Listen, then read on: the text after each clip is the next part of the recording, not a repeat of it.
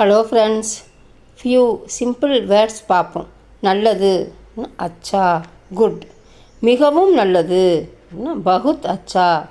பகுத்னா மிகவும், ரொம்ப நல்லது அப்படின்றது பகுத். ரொம்ப மிகவும் அப்படின்றதுக்கு பகுத். பகுத் அச்சா மிகவும் நல்லது, வெரி குட். சிறந்தது பேகதர் பெட்டர். மிகச் சிறந்தது சர்வேஸ்ட் பெஸ்ட். புத்திசாலி சதுர் அப்படின்னு சொல்லலாம், புத்திமான் அப்படின்னு சொல்லலாம், கிளவர்.